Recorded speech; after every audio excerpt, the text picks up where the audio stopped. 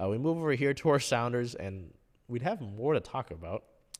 But on March 9th, Saturday, March 9th, the match against the Philadelphia Union was postponed in Philadelphia due to weather. It was heavy rains. There was flash flood warnings in Philadelphia, and this match had to get canceled. They played about 6 minutes of this match before they ended up postponing it. Just kind of ridiculous. I mean, even during warm-ups, it was coming down really hard. It was pretty surprising to see that they really started it. They played about 6 minutes. Raul Ruidiaz had like a dangerous possession in the box, but he lost track of it because the ball just stopped. And at the 6 minute mark, the referee picked up the ball. They talked for about 15 minutes. One of the Union players threw the ball up in the air, and it just stopped when it landed to demonstrate how waterlogged the field was. And we went into a 30-minute weather delay from there. I just thought that was funny because the weather showed that it wasn't particularly going to stop after the 30 minutes had come up. And then about 40 minutes after that delay had been announced, we got the news that the match had just been postponed to a later date. So we don't know when that's going to be made up. It'll be interesting because the Sounders are participating in the U.S. Open Cup. It's going to be hard to fit that match in. Who knows when they'll fit it in? It's not like it's just on the West Coast, so they can go just about any time. It's on the East Coast. So that one's a tough one. And there's more information on this from Jose Roberto Nunez, speaking with folks with turf management experience ranging around the Pennsylvania area. They said there's no way any field could keep up with that much water. There are a few details he got from them. Turf in February and March does not move water as well as it does from May through September. The rain earlier in the week had already saturated the soil, making it harder to successfully drain. One source shared that at 7 p.m. it was communicated to the officials that the field was playable. Between then and kickoff, things had deteriorated so quickly that the root zone could not move the water fast enough to the draining tile. So there was really nothing that the folks at Subaru Park, where the Union played, could do. Mother Nature won. So there's some information on that. I believe from what we learned, the Sounders, when this match ends up getting played, the Sounders and the Union have to keep their same lineups. Those lineups are locked in due to, I think it's an MLS rule. So unless one of the players on the bench gets hurt, they can't filter somebody else in. It was kind of just the whole thing.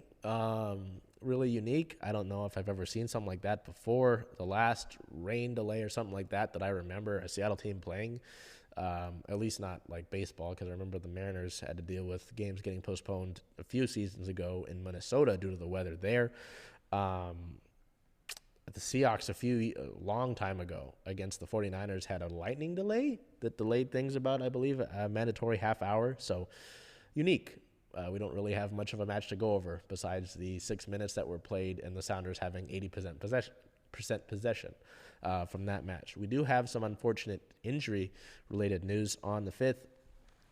We found out that midfielder Pedro de la Vega was out 6 to 8 weeks. He suffered a right hamstring injury. It's the same injury he was dealing with shortly before signing with Seattle and when he was with the Argentinian U23 national team.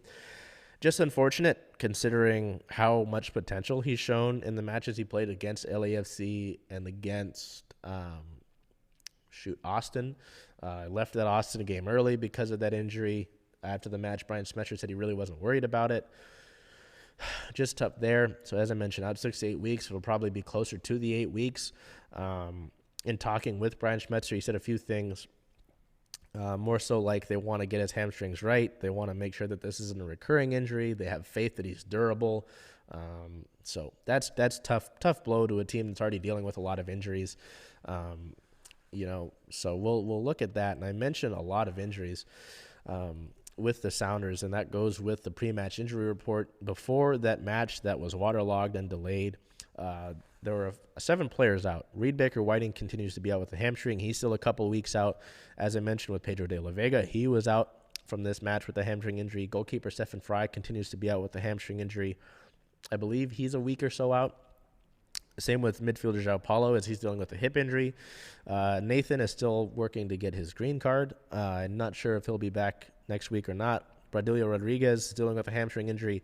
and Albert Rushnak is out with an ankle injury. So still a lot of key contributors, a lot of guys who would start normally when they're healthy out, and then you add Pedro de la Vega to that list, and it's just really unfortunate, really tough, and frustrating for a team that is looking to make a lot of noise this year and be an impact player this season, trying to get back to Cup glory. So, excuse me.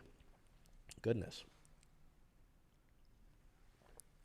We move over here to look at next week's match with, I really hope, doesn't get weather delayed out, as the Sounders sit still at the record of no wins, 1 draw, and 1 loss with 1 standings point.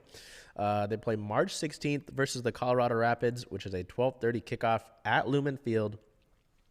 For viewing purposes, this is available on Fox and Apple TV, which is free. That match will be free, is what I'm trying to say.